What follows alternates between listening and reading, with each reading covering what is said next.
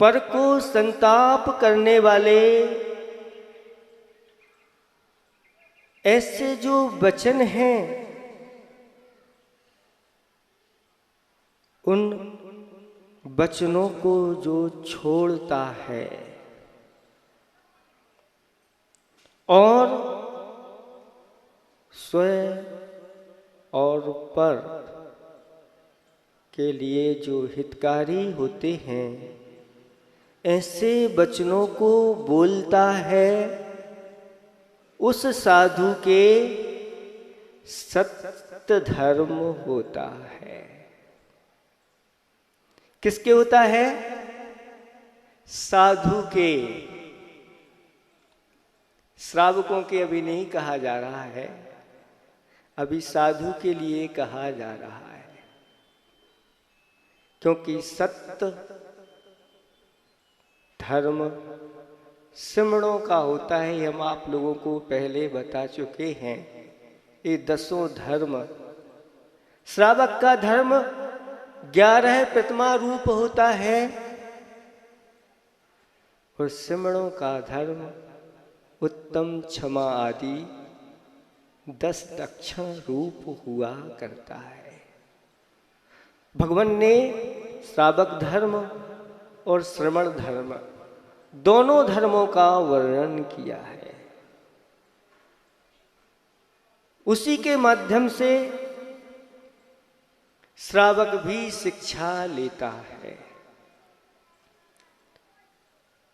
ऐसे वचन जो दूसरों को प्रिय लगे, हितकारी हों और सीमित हों।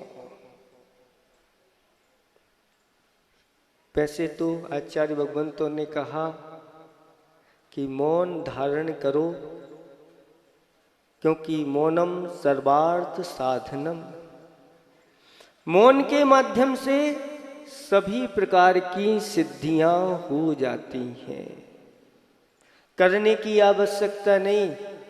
संकल्प अगर 6 महीने तक ले लिया कि 6 महीने तक मैं बोलूंगा नहीं,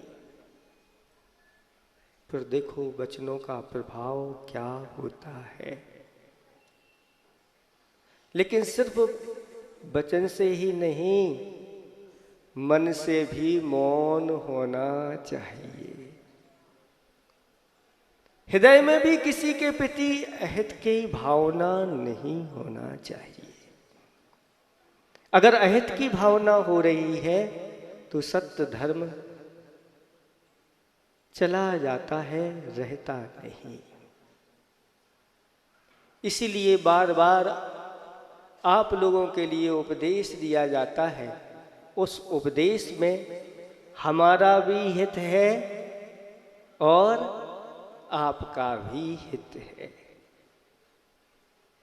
प्रवृत्ति करो तो आचार्य भगवंतों ने कहा कि प्रवृत्ति में दान और पूजा का श्रावकों को उपदेश दो।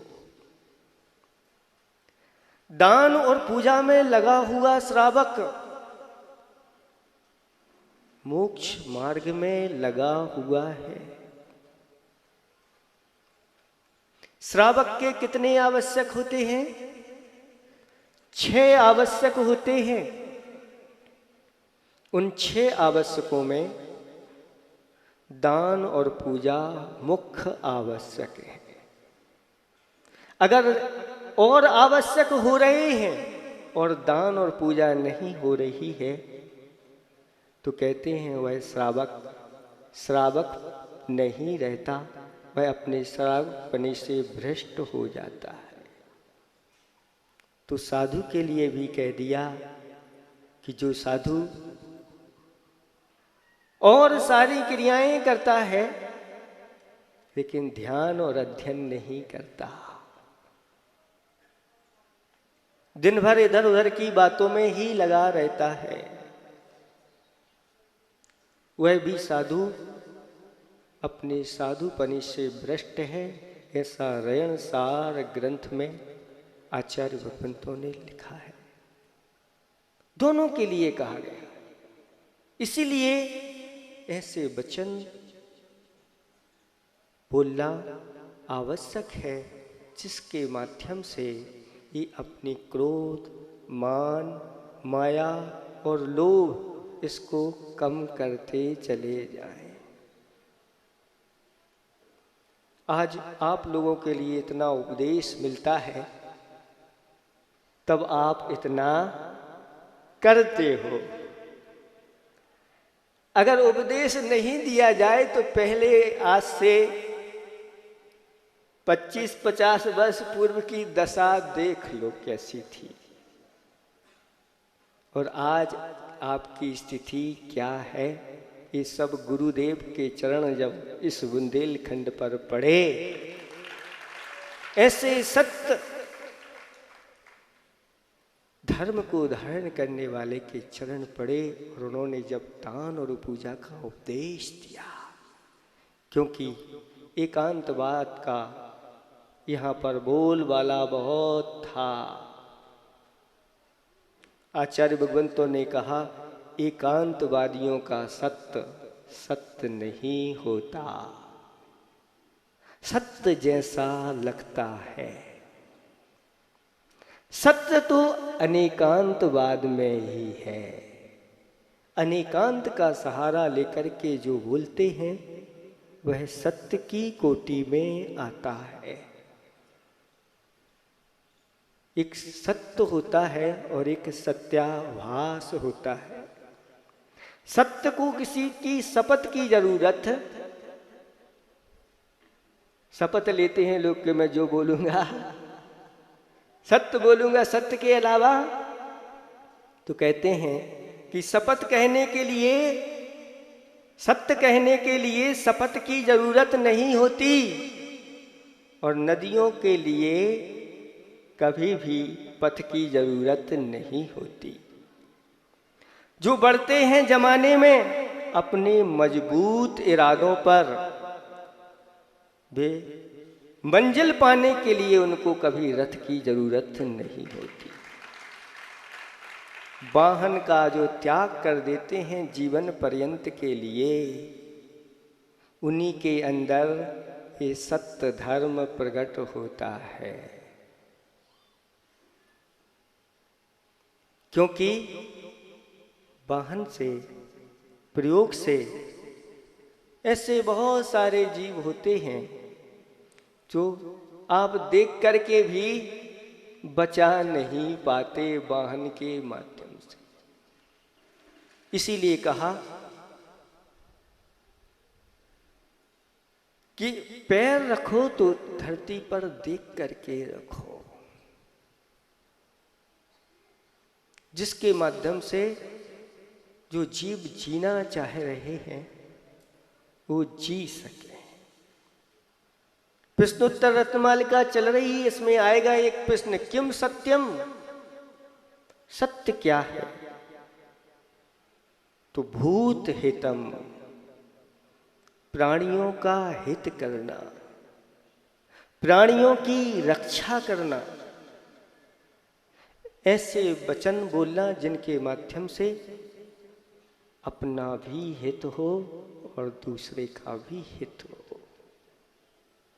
इसको कहते हैं सत्य। और जहाँ प्राणियों की रक्षा के लिए अगर असत्य भी बोल दिया तो हमारे आचार्य भगवंत कहते हैं वह भी सत्य की कोटि में आ जाता है। एक मुनिराज जंगल में ध्यान कर रहे थे, और जैसे ही ध्यान से बाहर आए कि एक हिरण भागता हुआ उनके सामने से निकला, घबराया हुआ था। महाराज ने जान लिया कि कोई शिकारी इसका पीछा कर रहा है, और उन्होंने मन में सोचा कि शिकारी यहाँ आएगा और मुझसे पूछेगा कि यहाँ से कोई हिरण निकला तो नहीं। तुरंत वह खड़े हो गए, बैठे थे तो खड़े हो गए। वो तो निकल गया था, बैठे थे जब निकला था, अब खड़े हो गए। जो उन्होंने अनुमान लगाया था वही हुआ। शिकारी वहाँ से आया और पूछा, महाराज यहाँ से कोई हिरण तो नहीं निकला? तो महाराज कहते हैं जब से मैं यहाँ खड़ा हूँ तब से कोई हिरण यहाँ नहीं निकला। ये होती हैं जीवों की रक्षा के वचन।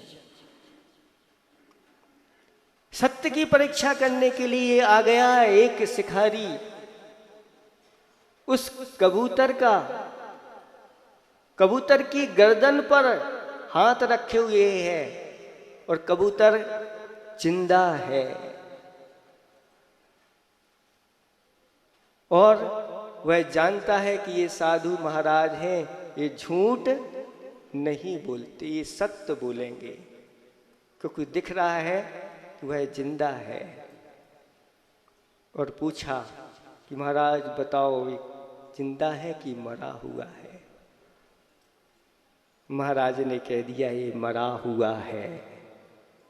और जैसे ही मरा हुआ है उस कहा और उसने यूं उड़ा दिया, यूं उड़ा दिया।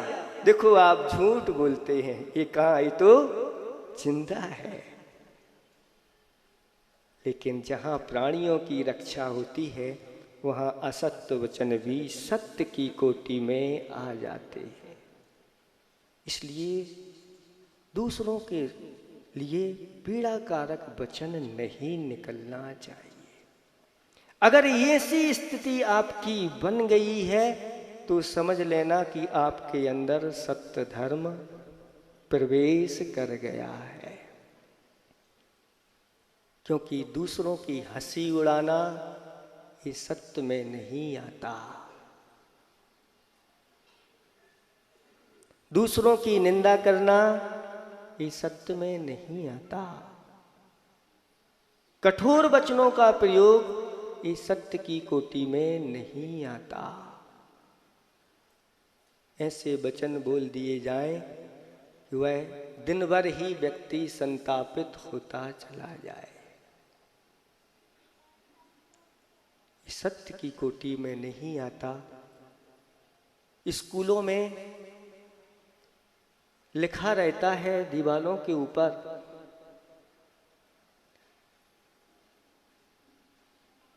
आत्मना प्रतिकूलानि परेशान समाचरेत। सुनो, धर्म का सर्वस्व सुनो और सुन करके उसको अच्छी तरह से अपने हृदय में धारण करो।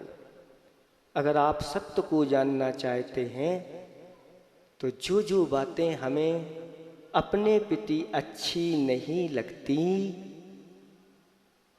वह बातें आप दूसरों के प्रति नहीं करो।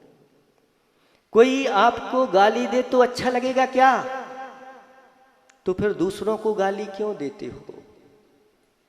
कोई आपकी निंदा करे तो आपको अच्छा लगता है, प्रसन्नता होती है ना? तो फिर दूसरों की निंदा क्यों करते हो?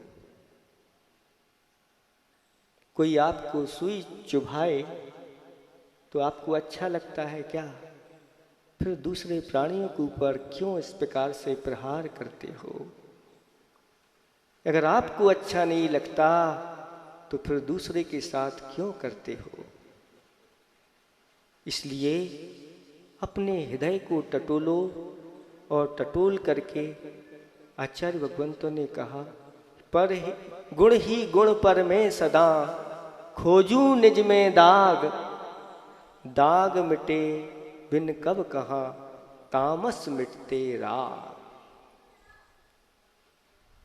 हे बप्पात्माओं, गुण खोजने के लिए तत्पर रहो और जहाँ जितने गुण मिल सकें उनको ग्रहण कर लो। अंतिम इच्छा क्या है? वह कहता है अंतिम इच्छा है मुझे जल पिला दो। और उसके सामने जल ले जा करके दिया तो उसने कहा कि ये जल छना हुआ है कि नहीं? सुन रहे हैं आप लोग? ये जल छना हुआ है कि नहीं? कहते नहीं। तो वह कहता है मुझे नहीं पीना, मैं मर जाऊं लेकिन अनछना जल नहीं पीऊंगा। फांसी देने वाले ने जब जाकर के ऊपर के लोगों को बताया और जब उन्होंने सुना और जब सुन कर के उन्हें बहुत आश्चर्य हुआ और कहा अब उसको फांसी नहीं दी जाएगी, क्योंकि जो छना पानी पीने वाला है वह दूसरे का घात कैसे कर सकता है? वह दूसरे का घात नहीं कर सकता। उसके ऊपर कोई ऐसा विशेष षड्यंत्र रचा गया है और उसको छोड़ दिया गया। सत्य की प्रतिष्ठा किससे होती है? तो इन्हीं प्रतिज्ञाओं के माध्यम से होती है। और जब ये सत्य दृढ़ रहता है तो बड़े बड़े मनुष्य क्या, देवता भी आकर के और नमस्कार करते हैं। सीता की अग्नि परीक्षा हुई, उस अग्नि परीक्षा में सीता पास हो गई। अग्नि की ज्वाला ठंडे जल में परिवर्तन हो गया। ये सब किसका है? तो ये सत्य की जो प्रतिज्ञाशील की प्रतिज्ञा थी, शीलवती थी, उसी का है। इसलिए ज़्यादा कुछ नहीं कहना। आज हमने थोड़ा सा समय आप लोगों का ज़्यादा ले लिया, इसलिए आप लोगों से हम क्षमा चाहते हैं। लेकिन सत्य कहा नहीं जाता, सत्य तो महसूस किया जाता है। इसलिए सत्यवादी बनो। हरिश्चंद्र सत्यवादी कहलाते थे। स्वप्न में भी जिन्होंने राज्य दे दिया अपने गुरु को, और जैसे ही आंखें खुलती हैं अब ये मेरा राज नहीं, और राज को छोड़ करके चले गए। जब स्वप्न में दे देते हैं तो फिर आप लोग जो बोला हुआ दान है वह अगर नहीं देते तो कहाँ किस कोटि में आप आओगे? कहते हैं देवशास्त्र गुरु के लिए जो हमने बोल दिया, अब चाहे मुझे घर बेचना पड़े, चाहे अपने प्राण देना पड़े, सब कुछ बेच जाओ, स्वयं को भी बिकना पड़े तो बेच दो। लेकिन देवशास्त्र गुरु के प्रति जो बोला है, बस सत्य की प्रतिष्ठा रखो, देवता लोग भी आपके खजाने को भर देंगे। प्रभु देखते नहीं, उनकी जो दृष्टि होती है वह नासा दृष्टि होती है। इसलिए किसी ने कहा है कि प्रभु वो दरवेश हैं जो सबकी खबर रखते हैं। प्रभु वो दरवेश हैं जो सबकी खबर रखते हैं, नजर उठाते नहीं पर झोलियां भर देते हैं। अहिंसा परमो धर्म की।